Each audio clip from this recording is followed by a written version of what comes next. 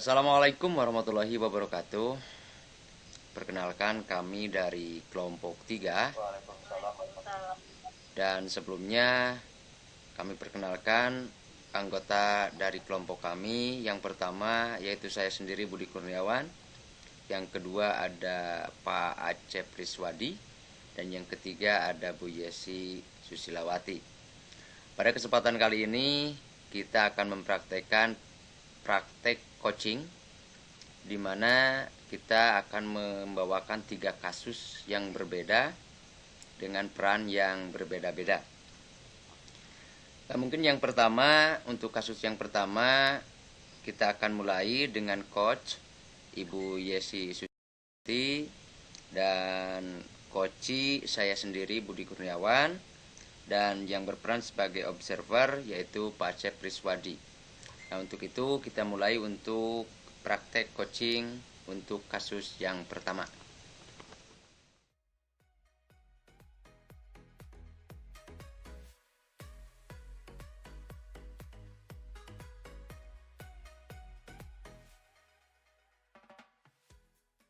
Baiklah, kita mulai saja ya.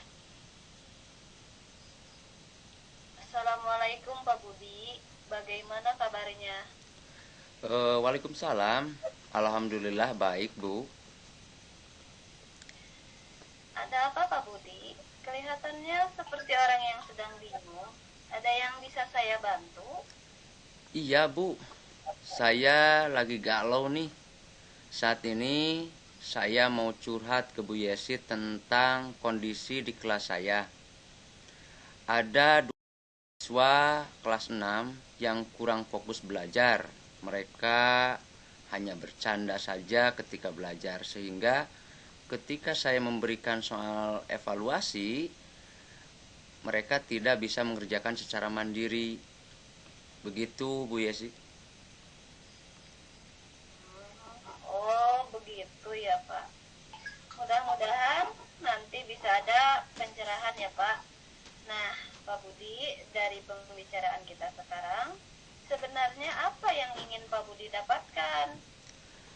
Begini, Bu, yang saya ingin dapatkan dari pembicaraan kali ini, saya ingin bisa mengatasi hambatan-hambatan terutama untuk 2 orang siswa kelas 6 tadi.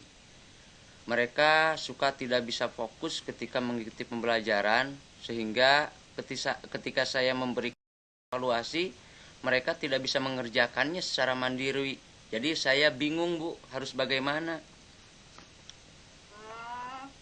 Jadi Pak Budi ingin mendapatkan ide-ide baru untuk mengatasi 2 orang siswa kelas 6 yang kurang fokus belajar. Begitu Pak Budi? Iya, Bu, begitu. Nah, Pak Budi bisa mendeskripsikan lebih jauh ide-ide baru yang kayak gimana yang Pak Budi ingin dapatkan. Jadi begini, Bu, hampir setiap saya memberikan materi pembelajaran di kelas 6, khususnya untuk 2 orang siswa tadi, selalu tidak fokus dalam mengikuti kegiatan pembelajaran. Kelihatannya motivasinya pun kurang baik. Hal ini terbukti pada saat saya memberikan soal, latihan maupun evaluasi, mereka tidak bisa mengerjakan mandiri, Bu. Berbeda dengan siswa yang lainnya. Jadi Pak Budi itu merasakan kesulitan dalam memberikan motivasi belajar kepada 2 orang siswa tersebut. Begitu ya Pak? Iya, Bu. Mereka selalu tidak bisa fokus ketika mengikuti pembelajaran. Ya, akibatnya mereka tidak bisa mengerjakan soal evaluasi di akhir pembelajaran yang saya berikan secara mandiri, Bu.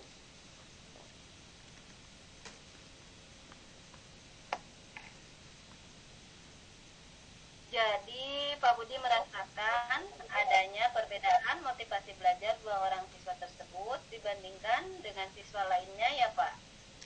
Iya, Bu. Jadi saya bingung, kira-kira faktor apa yang menjadi penyebab 2 siswa tersebut bisa tidak fokus pembelajaran. Begitu, Bu. mungkin saja mereka kurang tertarik dengan media yang Pak Budi gunakan dalam pembelajaran. Nah, selama ini Pak Budi hanya menggunakan buku paket sebagai media pembelajarannya. Dan mungkin juga Pak Budi belum pernah menggunakan sumber belajar lain atau media lain yang bervariasi. Dan selanjutnya, Pak Budi juga jarang menampilkan PowerPoint ataupun video ya yang menggunakan infocus. Seperti itu Pak Budi. Iya, mungkin seperti yang saya sampaikan tadi, Bu. Ketika saya menyampaikan materi, mereka acuh tak acuh, kadang ngobrol, bercanda. Sekali saya tegur, mereka ya kembali lagi seperti bercanda lagi. Ketika pembelajaran saya kasih soal evaluasi, kedua siswa tersebut tidak bisa mengerjakan soal evaluasi secara mandiri. Dan ini sangat sering terjadi ketika pembelajaran saya, Bu. Tadi Pak Budi menyampaikan bahwa media pembelajaran yang selama ini digunakan hanyalah berpacu pada buku paket saja ya, sehingga media pembelajaran yang digunakan itu tidak bervariasi. Selain itu, Pak Budi juga jarang menggunakan infocus untuk menampilkan PowerPoint atau menayangkan video sebagai media pembelajaran, dan jarang melakukan ice breaking di tengah-tengah pembelajaran. Mengapa Pak Budi bisa begitu? Sebenarnya ada beberapa alasan, Bu, saya tidak melaksanakan hal tersebut. Yang pertama, di sekolah saya hanya memiliki satu buah infocus sehingga tidak memungkinkan untuk selalu saya gunakan dalam. Yang kedua, saya pikir media pembelajaran yang digunakan sudah cukup menumbuhkan motivasi belajar untuk semua siswa saya di kelas, Bu. Nah, sekarang apa yang dapat Pak Budi lakukan untuk membuat dua siswa Pak Budi tersebut agar bisa fokus dalam pembelajaran? Mungkin yang pertama yang bisa saya lakukan itu mengetahui apa yang menyebabkan mereka tidak fokus dalam belajar. Kemudian saya bisa mengidentifikasi kebutuhan belajar mereka dengan mengetahui dulu kesiapan belajar mereka, minat serta profil belajar terutama untuk kedua siswa tersebut, Bu. Kira-kira kegiatan apa lagi yang bisa membantu kedua siswa tersebut untuk lebih fokus lagi dalam? Oh iya, mungkin saya akan berupaya melaksanakan kegiatan pembelajaran yang dapat menarik perhatian siswa dan juga menyenangkan atau menumbuhkan motivasi secara intrinsik, yaitu salah satunya dengan menggunakan media pembelajaran yang bervariasi supaya pembelajaran tidak terkesan kaku dan juga tidak membuat siswa bosan serta jenuh. Selain itu juga dalam kegiatan pembelajaran akan diselingi dengan ice breaking atau juga bisa dengan teknik stop, Bu. Nah, selanjutnya, kira-kira kegiatan apa lagi ya Pak, supaya mereka semakin termotivasi dalam belajar? Oh iya, Bu, saya akan membuat RPP berdiferensiasi sebagai langkah untuk memenuhi kebutuhan belajar mereka, melakukan kolaborasi dengan siswa yang lain dalam bentuk diskusi untuk menumbuhkan motivasi secara intrinsik mereka, Bu. Sejauh ini Pak Budi sudah mendapatkan pencerahan apa? Alhamdulillah, Bu, saya mendapatkan pencerahan yang sangat luar biasa setelah ngobrol, berdiskusi bersama Bu Yesi. Mungkin intinya yang harus saya perbuat adalah membuat dulu RPP berdiferensiasi, di mana dalam langkah kegiatannya yang pertama saya bisa melakukan teknik stop agar siswa saya menjadi lebih nyaman dan rileks serta bisa fokus pada pembelajaran. Yang kedua, mungkin media pembelajaran yang digunakan harus bervariasi, mencari banyak sumber untuk memenuhi kebutuhan siswa. saya juga bisa lebih sering menggunakan InFocus untuk menampilkan PowerPoint atau menayangkan video sebagai media pembelajaran. Nah, untuk yang ketiga mungkin di tengah-tengah kegiatan pembelajaran saya akan menyisipkan ice breaking supaya tidak membosankan untuk para siswa itu, Bu. Oke, rencana yang sangat bagus sekali. Nah, sekarang rencana Pak Budi apa untuk selanjutnya? Untuk rencana mungkin saya akan memetakan kebutuhan belajar murid, kemudian menyusun RPP berdiferensiasi, menyiapkan sumber serta media pembelajaran yang bervariasi, membuat materi dalam bentuk PowerPoint, juga mencari atau mengumpulkan video-video pembelajaran dengan materi yang akan disampaikan. Selain itu, mungkin dalam pembelajaran nanti akan saya selingi dengan ice breaking sehingga anak-anak dalam mengikuti kegiatan pembelajarannya tidak merasa bosan dan jenuh, Bu. Oh, nah, bagus itu Pak Budi. Ada rekan kerja yang bisa membantu? Ada, Bu. Ada rekan kerja yang saya pikir bisa membantu saya di sekolah, banyak rekan guru dan juga kepala sekolah juga, orang tua siswa. Mungkin saya bisa terus berkolaborasi untuk menemukan dan meningkatkan motivasi belajar, khususnya untuk 2 orang siswa yang saya sebutkan tadi, Bu. Oh, iya. Ada lagi ide-ide baru yang bisa diterapkan Pak Budi? Ada, Bu. Mungkin sekali-kali saya akan membawa siswa saya untuk belajar di luar ruangan kelas, Bu. Seperti di lingkungan maupun di lingkungan sekolah, tetapi mungkin tidak begitu jauh dengan sekolah. Mungkin juga untuk materi-materi tertentu yang berkaitan dengan lingkungan. Mungkin hal ini bisa saya lakukan supaya anak-anak bisa bereksplorasi dan menggali potensinya, Bu. Oke, sekarang target implementasinya kapan nih Pak Budi? Kalau keinginan saya sih, Bu, secepatnya. Karena hal ini harus segera dilakukan. Karena nggak bisa dibiarkan terlalu lama, harus segera ada tindakan. Apalagi kan sebentar lagi penilaian akhir semester. Jadi diharapkan mereka sudah berubah dengan cara belajar, bisa mengikuti pembelajaran dengan motivasi belajar yang lebih baik, sehingga mereka dapat mengikuti kegiatan PAT nanti secara mandiri dengan penuh percaya diri gitu, Bu. Secepatnya Pak Budi ya, supaya saya juga tahu progres dari implementasi agenda yang sudah direncanakan. Gimana kalau bulan depan kita ngobrol lagi Pak Budi? Oh siap, Bu, setuju banget, Bu. Ya, jadi bulan depan kita adakan pertemuan lagi ya sambil kopdar. Oke siap, Bu. Kebetulan saya senang sekali ngopi, Bu, jadi bisa lebih santai. Iya Pak Budi. Baik, Assalamualaikum warahmatullahi wabarakatuh. Waalaikumsalam warahmatullahi wabarakatuh. Setelah saya mengamati hasil coaching yang dilakukan sama Pak Budi dan Bu Yesi, maka saya dapat merefleksikan yang pertama, tujuan dalam melakukan coaching.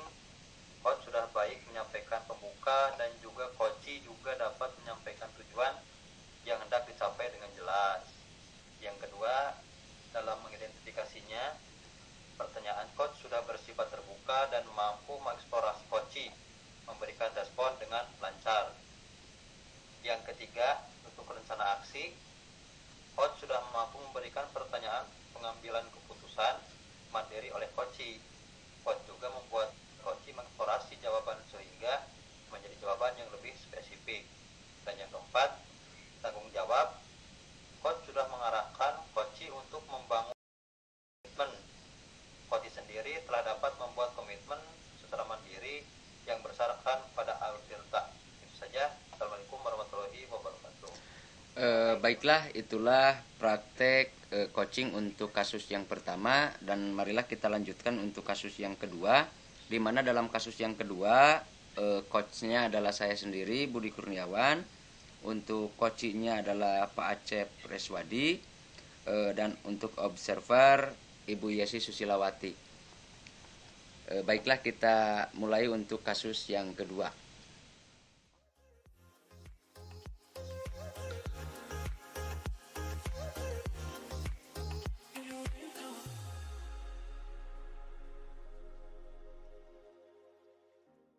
Assalamualaikum, Cep. Waalaikumsalam, Pak. Acep, apakah kamu punya waktu senggang pada waktu istirahat ini? Iya, Pak, ada. Ada apa ya? Tidak, begini, Cep. Kamu bisa ikut sebentar ke ruangan Bapak? Baik, Pak. Kalau boleh tahu, ada apa saya dipanggil? Begini, Cep. Ada yang perlu Bapak diskusikan dengan kamu. Apakah kamu bersedia? Iya, Pak, saya bersedia. Oh ya, jika Bapak perhatikan, akhir-akhir ini kamu lebih asik mengerjakan soal-soal secara sendiri atau mandiri. Padahal kamu biasanya antusias jika bekerja secara kelompok. Kira-kira ada apa nih, Cep?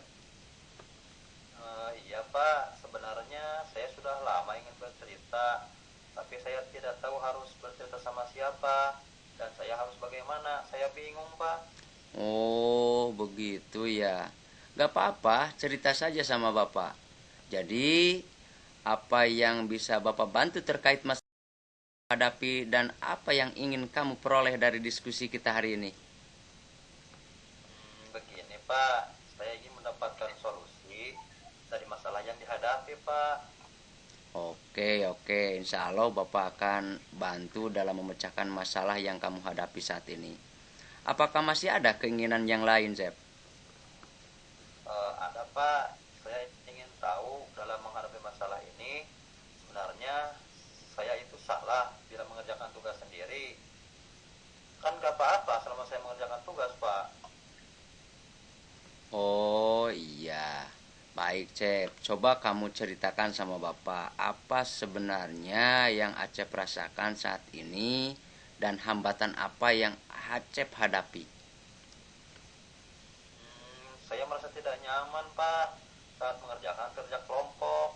Saya lebih suka mengerjakan secara mandiri, meskipun tahu seharusnya tugas tersebut dikerjakan bersama kelompok.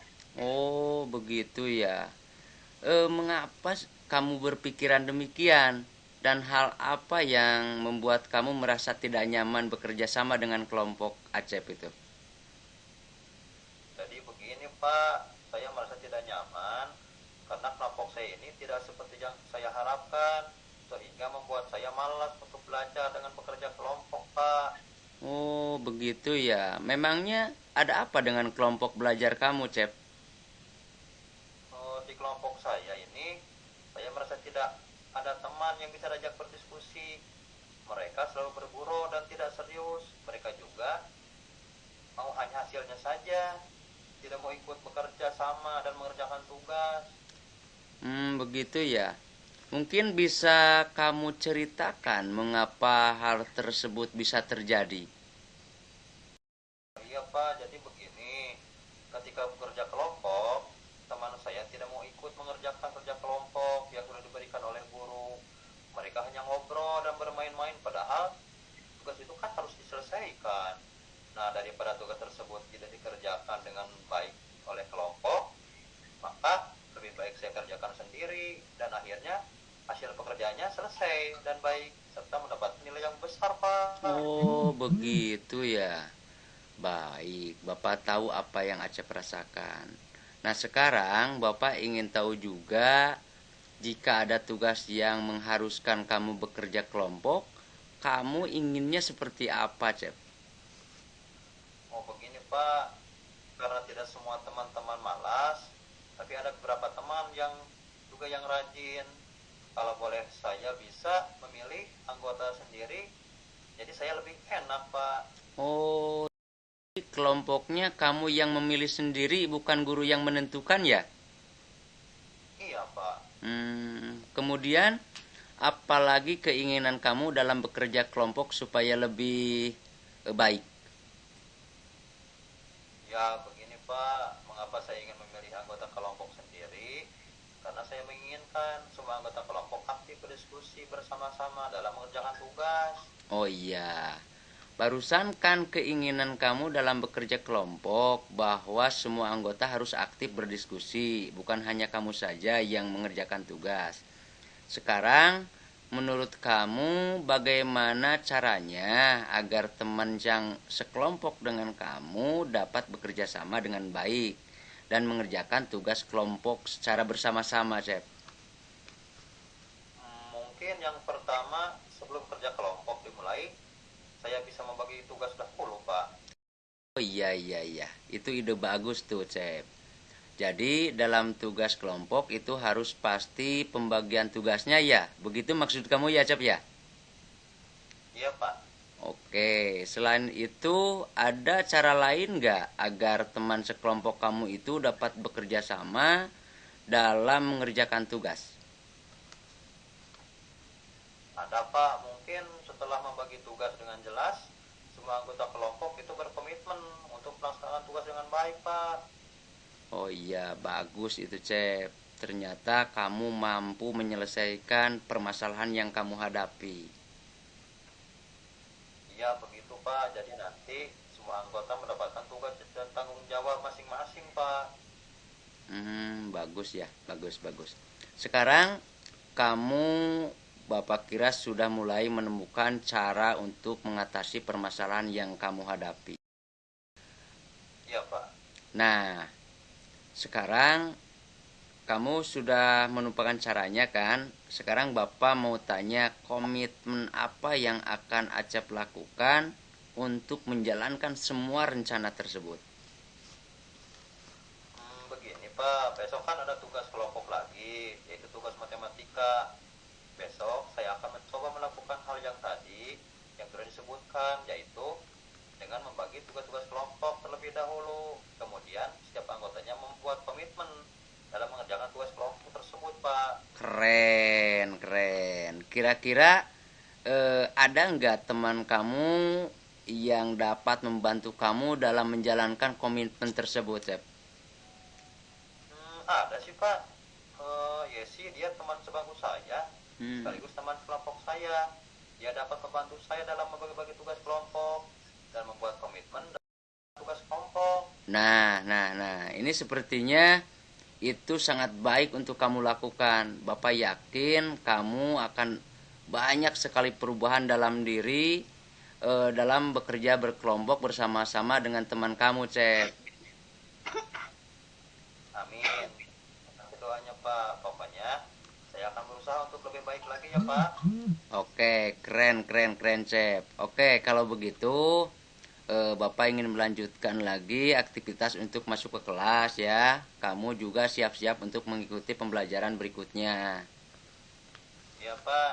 Terima kasih. Bapak sudah bersedia mendengarkan cerita saya dan permasalahan saya, Pak. Iya, sama-sama, Cep. Iya, Pak. Permisi, Pak. Assalamualaikum. Waalaikumsalam warahmatullahi wabarakatuh.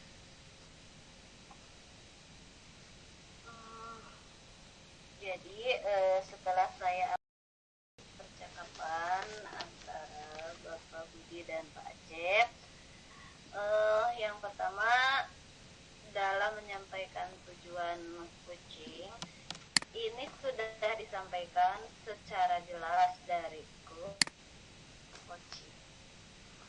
Yang kedua, untuk identifikasi pertanyaan-pertanyaan yang diberikan coach sudah bersifat terbuka dan mampu mengeksplorasi tanggapan dari coach. Yang ketiga, untuk rencana aksi coach itu sudah mampu memberikan pertanyaan pengambilan keputusan yang akan diambil sendiri oleh coach.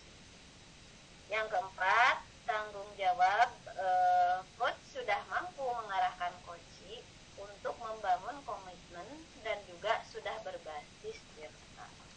Mungkin itu ya hasil observasi saya terhadap percakapan Pak Budi dan Pak. Oke, baiklah, itulah praktek kami untuk kasus yang kedua. Dan untuk mempersingkat waktu, marilah kita beranjak untuk kasus yang ketiga, di mana untuk kasus yang ketiga yang bertindak sebagai coach adalah Pak Acep Riswadi, Ibu Yesi, dan untuk observer saya sendiri Budi Kurniawan. Nah, untuk memulai praktek untuk kasus yang ketiga, dipersilakan.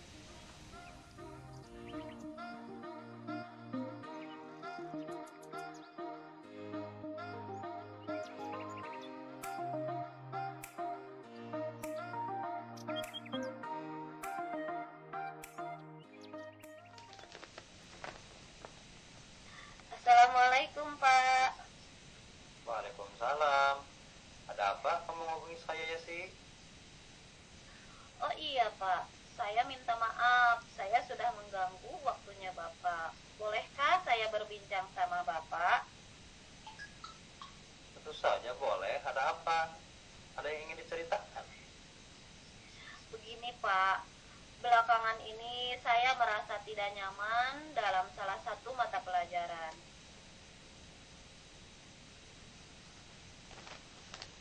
Oh, apa yang inginnya dicapai pada akhir diskusi kita nanti? Saya hanya ingin mendapatkan solusi dari permasalahan saya ini. Terus, masih adakah yang lain yang ingin dicapai? Saya bingung Pak, mengapa saya diperlakukan tidak adil oleh Pak Budi. Kira-kira apa yang harus saya lakukan ya Pak? Boleh kamu ceritakan ke Bapak apa yang saat ini kamu rasakan? Saya merasa sedih karena diperlakukan tidak adil oleh Pak Budi. Mengapa kamu berpikir seperti itu? Begini Pak, Pak Budi itu membuka les privat. Sebagian besar murid di kelas mengikuti les privat tersebut. Saya merasa tidak nyaman. Pak Budi sering menyindir murid yang tidak mau ikut les privatnya. Oh, begitu ya. Terus, selain tidak nyaman, adakah hal lain yang kamu rasakan? Saya juga merasa bahwa nilai yang diberikan tidak adil, karena kepada murid yang mengikuti les privat di Pak Budi mendapatkan nilai yang lebih baik dari saya. Padahal sebelumnya saya selalu mendapatkan nilai tertinggi di kelas. Oh, bolehkah Bapak tahu seperti apa ketidakadilan yang kamu maksudkan itu? Bisa kamu ceritakan lagi? Gini Pak, Pak Budi membuka les privat. Sebagian besar murid di kelas mengikuti les privat tersebut. Saya merasa tidak nyaman. Pak Budi sering menyindir murid yang tidak mau ikut les privatnya. Oh, apakah kamu pernah mendiskusikan ini langsung ke Pak Budi? Belum sih, tapi saya lihat sebelum mereka les dengan Pak Budi, saya selalu merasa nilai saya lebih tinggi. Namun setelah mereka les, nilai saya selalu lebih kecil. Baik, lalu apa yang bisa kamu lakukan sekarang untuk menyelesaikan permasalahan ini? Saya sebenarnya sudah memiliki nomor kontaknya Pak Budi. Tadinya untuk konfirmasi tentang tugas selama ini. Terus, kenapa tidak kamu lakukan? Tapi saya merasa takut, Pak. Nanti saya dimarahi. Itulah mengapa saya ragu-ragu untuk bertanya langsung ke Pak Budi. Apakah selama ini Pak Budi pernah marah? Pak Budi baik, Pak. Pada saat menjelaskan juga mudah dipahami. Dan saya senang matematika bersama Pak Budi. Mengapa tidak kamu coba dulu? Mungkin dengan cara itu bisa membantu menyelesaikan masalah kamu ya sih. Betul juga ya. Harusnya saya mencoba menghubungi Pak Budi terlebih dahulu ya. Ya betul tuh. Setelah nanti menghubungi Pak Budi, apa yang akan kamu sampaikan? Saya ingin menanyakan apakah dengan tidak mengikuti les privat akan mempengaruhi nilai saya di kelas? Selain itu, saya ingin mengkonfirmasi alasan mengapa saya mendapatkan nilai kecil pada saat ulangan matematika, Pak. Ya, itu betul, bisa kamu lakukan itu. Selain itu, apa nih kekuatan yang kamu miliki sehingga kamu yakin bahwa kamu bisa mendapatkan nilai yang tinggi tanpa kamu mengikuti tes privat bersama Pak Budi? Begini, Pak. Saya sebelumnya dari kelas 7 selalu juara kelas. Selain itu, saya juga selalu belajar dengan rajin. Dan sesudah pembelajaran, ketika waktu senggang di rumah, saya juga suka mencari sumber belajar, Pak, melalui internet. Jadi, setelah ini apa saja yang akan kamu lakukan? Saya akan tetap bertanya ke Pak Budi untuk memastikan dugaan saya, Pak. Selain itu, saya juga akan kembali memeriksa jawaban saya ketika ulangan kemarin. Iya, itu bagus solusinya. Terus, ada lagi yang akan kamu lakukan? Mungkin ikut les, saya rasa tidak bisa, Pak, karena saya tidak mempunyai waktu untuk mengikuti les tersebut. Tapi rasanya saya bisa meminta bantuan Reni, teman sebangku saya, yang kebetulan mengikuti les privat bersama Pak Budi. Reni, teman baik saya yang selalu bersedia membantu saya, terutama dalam belajar matematika, Pak. Iya, bagus tuh. Terus selanjutnya, rencana kamu ke depannya untuk mencapai tujuan itu? Saya akan menghubungi Pak Budi terlebih dahulu untuk melakukan konfirmasi kebenaran dugaan saya. Yang kedua, saya akan mengkonfirmasi jawaban tes ulangan saya. Dan yang ketiga, saya akan meminta bantuan Reni untuk membantu saya dalam belajar, Pak. Oh iya, bagus itu. Bapak suka tentang rencana itu. Tapi, komitmen apa yang akan kamu lakukan supaya rencana yang kamu buat itu bisa berjalan lancar? Otomatis saya akan memberanikan diri untuk menghubungi Pak Budi, Pak. Selain itu, saya akan lebih dalam menjawab soal ketika ulangan. Lalu, siapa lagi yang bisa membantu kamu menjalankan komitmen ini? Saya akan meminta bantuan Andi untuk menemani saya menghubungi Pak Budi. Selain itu, saya juga akan memintanya untuk membantu saya belajar. Oke, benar. Sepertinya itu sangat baik untuk kamu lakukan. Baik, Pak. Terima kasih sudah meluangkan waktu untuk mendengarkan cerita saya. Saya akan melanjutkan mengerjakan tugas yang lain, Pak. Baik, sama-sama Yesi. Bapak akan melanjutkan kegiatan yang lain ya. Sampai bertemu di pembelajaran nanti. Iya, Pak. Assalamualaikum. Waalaikumsalam. Oke, baiklah. Setelah saya amati dan saya observasi bahwa saya menunjukkan bahwa yang pertama dalam tujuan melaksanakan coaching, seorang coach ini sudah baik menyampaikan pembuka dan juga coach dapat menyampaikan tujuan yang hendak dicapai dengan jelas. Yang kedua, dalam proses mengidentifikasi, pertanyaan coach ini sudah bersifat terbuka dan mampu mengeksplorasi coach untuk memberikan respon dengan sangat baik dan benar. Untuk yang ketiga, mungkin dalam rencana aksi, coach juga sudah mampu memberikan pertanyaan pengambilan keputusan secara mandiri oleh coach, dan coach juga membuat coach mengeksplorasi jawaban sehingga menjadi jawaban yang lebih spesifik. Yang keempat, untuk tanggung jawab, seorang coach ini sudah mampu mengarahkan untuk membangun komitmen. Coach juga secara mandiri telah mampu membuat komitmen secara baik dalam alur tirta, mungkin seperti itu. Baiklah, mungkin untuk praktek coaching yang kita laksanakan khusus dari kelompok 3 dicukupkan sekian. Mudah-mudahan apa yang kita lakukan bisa bermanfaat untuk guru-guru hebat dimanapun berada. Terima kasih. Assalamualaikum warahmatullahi wabarakatuh. Waalaikumsalam warahmatullahi wabarakatuh.